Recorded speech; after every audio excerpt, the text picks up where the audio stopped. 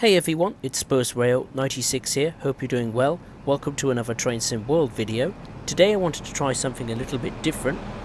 I've always wanted to discuss or showcase stations on Train Sim World that I like. So this is really your time to shine. If you like this kind of video, if you didn't, then of course, feel free to let me know in the comments below.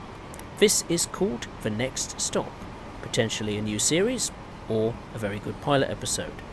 We're going to discuss a station on the Midland mainline route, and that in question is East Midlands Parkway.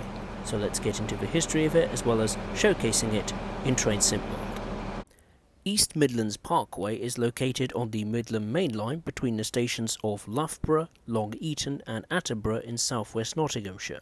There are 4 platforms and is operated by East Midlands Railway, or in Train Sim World's case, East Midlands Trains. In terms of facilities, the station has a ticket office, cafe, business lounge and toilets, all of which aren't modelled in the game. What is present though are a inaccessible waiting room, inaccessible lifts, a horrendously modelled car park which in real life has 850 parking spaces, dot matrix displays that do work, shelters, blue benches, ticket machines, help points, and a bridge that does provide access to the platforms. Building work commenced on the £25.5 million station on December the 19th, 2007. It was due to be completed by December the following year, but did not fully open to the public until the 26th of January 2009. This was due to a delay obtaining a small piece of land necessary for the construction. At the time of opening, the station was one of the greenest stations in the United Kingdom. It was built using locally sourced and recycled materials and uses a ground source heating system. Rather ironic, considering the station's most famous landmark is, well, one of the least greenest. The station was designed to ease traffic congestion on the M1 motorway and provide access to major regional centres like Leicester, Derby and Nottingham, whilst also serving as a convenient alternative for travellers to and from East Midlands Airport. In the 16 years it's been open, has it achieved its purpose? Well, no. It's very poorly located. The nearest village is Ratcliffe-on-Soar, which means that the M1 motorway still accommodates up to 140,000 cars a day, and as for the airport, whilst the station is indeed the closest to said airport, it's 4 miles away without any public transport links. In 2017, the airport just came up with a range of proposals so that East Midlands Parkway's potential could be finally fulfilled. They propose that if East Midlands Trains upped the ante on services between Nottingham, Birmingham and Leicester, as well as improving the frequency of trains between Nottingham, Derby, Stoke and Crewe, the airport would happily contribute £2.5 million of improvements to facilities and infrastructure at the station, such as renaming East Midlands Parkway East Midlands Airport Parkway, bus and transfer flight departure and arrival times displayed at the railway station, a new fleet of high-quality buses specifically for the station, airport and the nearby Pegasus Business Park. This, unsurprisingly, did not happen. That doesn't mean to say it's pin-droppingly quiet at the station.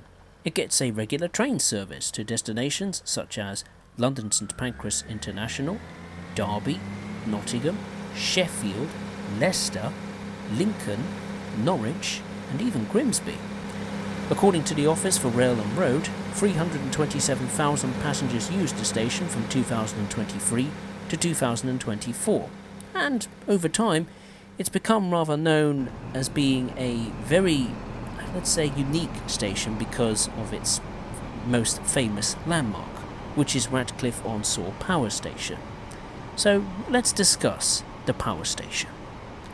Ratcliffe-on-Soar Power Station, owned and operated by German manufacturer Uniper, was commissioned in 1968 by the Central Electricity Generation Board. The station had a capacity of 2,000 megawatts, enough to power 2 million homes, thanks to the help of coal trains that regularly visited the site and disposing 1,650 tonnes of coal. It was the last remaining operational coal-fired power station in the United Kingdom and closed on the 30th of September 2024, marking the end of coal-powered electricity generation in the United Kingdom. The power station dominates the landscape for many miles around with its 8 cooling towers and 199-metre-tall chimney.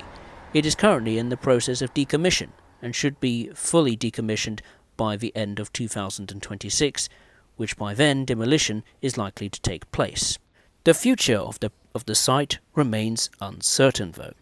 It was meant to become an incinerator known as the East Midlands Energy Regeneration Centre, would burn almost 500,000 tonnes of waste per year, reduce landfill, and generate enough energy to power 90,000 homes. It came very close. The UK government gave the project the green light, but the company Uniper, which is now entirely owned by the German government, changed their minds and decided to look at alternative options for the future. What are those alternative options, you may be wondering? One is that the site become a zero-carbon technology and energy hub, create up to 8,000 local jobs and generate £530 million per year for the East Midlands economy. The second proposal, which looks likely in my view, is that the site become a perfect construction site for local housing. The UK is currently experiencing a housing crisis, and the Labour Party, which is now in charge of the government, is pushing aggressively for homes to be built wherever possible. Regardless which project becomes reality, it will likely result in passenger numbers being boosted significantly at East Midlands Parkway railway station. Why do I like the station, you may ask? Well, it's a economically green, good-looking station built in the middle of nowhere, right next to a coal-hungry power station that is set to burn in Trenton World for the rest of time. And plus, it gets served by colourful HSTs and Class 158s, as well as the occasional steam or diesel rail tour service. If you enjoyed this video, make sure to like, subscribe, and hit the notifications bell so you don't miss an upload. And as always, I will see you next time. Thank you very much for watching. Take care.